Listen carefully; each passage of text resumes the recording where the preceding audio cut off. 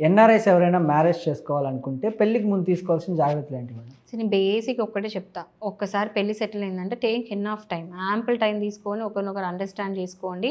ఎవ్వరు కూడా కొన్ని నెలల్లో ఆ పర్సన్ ఏంటో తెలవదు. పర్సన్ నేను కూడా ఒప్పుకుంటా. దాని టైం పట్టిద్ది. బట్ అంతో ఇంతో అయితే తెలుసుకోవచ్చు. అన్నీ ఓకే అనిపించినప్పుడు మాత్రమే పెళ్లి చేసుకోవాలి.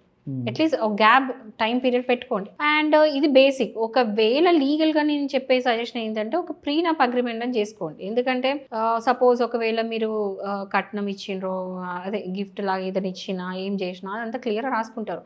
పెళ్లి తర్వాత ఫినాన్సెస్ గురించి కూడా క్లియర్‌గా రాసుకుంటారు. రాసుకుంటే ఏంటంటే ఆ ప్రీనప్ అగ్రీమెంట్ అనేది డైరెక్ట్‌లీ ఎన్ఫోర్సబుల్ కాదు.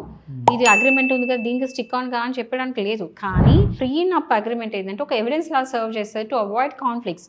రేపు పొద్దున నేను ఇచ్చింది ఇవ్వలేదు ఇయ్యలేదు ఇచ్చింది అని చెప్తే లేదు అగ్రిమెంట్లో క్లియర్ రాసుకున్నప్పుడు అది ఒక ఎవిడెన్స్ లా సర్వ్ చేస్తుంది.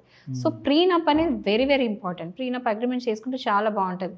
కొంతమంది అరే పెళ్లి ముందు ఎందుకు లాయర్ని కలవడం ఎందుకంత ఫస్ట్ ఒక అపనమ్మకంతో పోవడం ఎందుకు పెళ్ళి అనుకుంటారు. కానీ ఇదేంటంటే ఫ్యూచర్ అయ్యే లిటిగేషన్ అంతా కూడా పెద్ద గొడవలంతా కూడా అవాయిడ్ చేసినట్టు అవుతుంది.